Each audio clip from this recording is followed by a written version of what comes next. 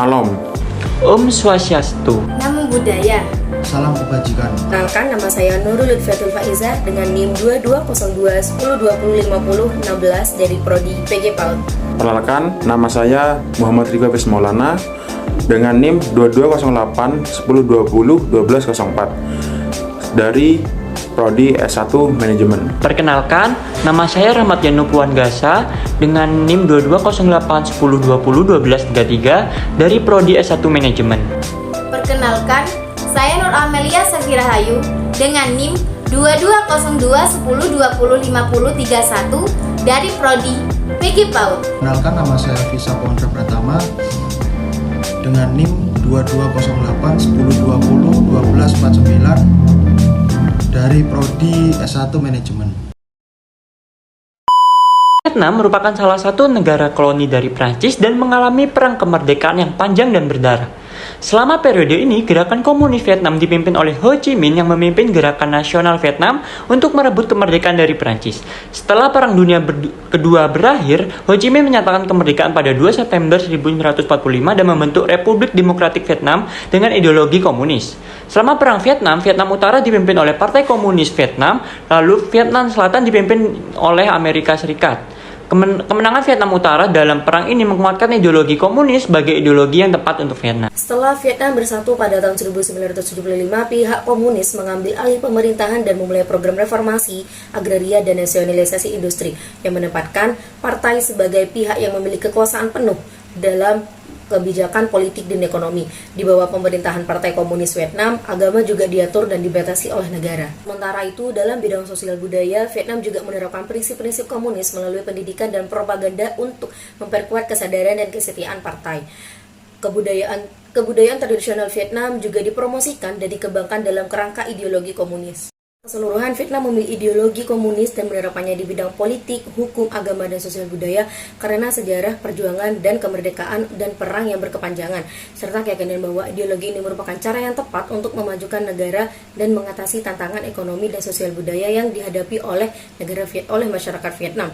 Kelebihan dan kekurangan ideologi komunis Vietnam dibandingkan dengan komunis negara lain seperti Uni Soviet dan Tiongkok dapat dijelaskan sebagai berikut.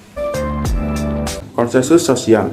Ideologi komunis Vietnam menekankan kesejahteraan sosial dan penghapusan sistem kelas yang menarik bagi orang-orang Vietnam yang telah lama mengalami penindasan dalam kelas yang lebih tinggi. Dalam beberapa kasus, ini telah menciptakan rasa persatuan dan kepercayaan pada pemerintah. Bangunan ekonomi dibandingkan dengan negara-negara komunis lainnya, Vietnam telah mencapai kemajuan ekonomi yang signifikan dalam beberapa dekade terakhir. Dengan mengadopsi modal ekonomi yang lebih terbuka dan mengintegrasikan diri dalam pasar global, Vietnam berhasil meningkatkan kesejahteraan masyarakat. Pendekatan fleksibel, Vietnam memiliki sejarah yang panjang dalam memperjuangkan kemerdekaan dan ketahanan nasional yang menghasilkan pendekatan yang lebih fleksibel terhadap komunisme. Hal ini tercermin dalam pengambilan keputusan politik dan sosial yang menyesuaikan dengan keadaan nasional dan regional. Pelanggaran hak asasi manusia. Kritik utama terhadap ideologi komunis Vietnam adalah pelanggaran terhadap hak asasi manusia. Tindakan pemerintah untuk menangkap, menahan, dan menghukum para aktivis dan kritikus politik telah menimbulkan kritik internasional. Kebebasan berekspresi. Pemerintah Vietnam membatasi kebebasan berekspresi dan menerapkan sensor pada media. Hal ini menghambat pertukaran informasi dan ide yang dapat mempengaruhi perkembangan sosial dan politik.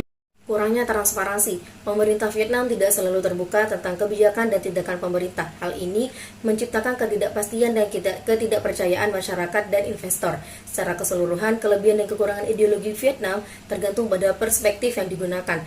Meskipun ada kelemahan, Vietnam tetap menjadi negara yang berhasil menerapkan ideologi komunis dan mencapai kemajuan ekonomi yang signifikan. Ideologi komunis yang diterapkan di Vietnam dan di Indonesia memiliki perbedaan dan konteks sejarah, budaya, dan politik yang signifikan. Oleh karena itu, tidak bisa dengan mudah mengambil kesimpulan bahwa ideologi komunis Vietnam dapat diterapkan di Indonesia.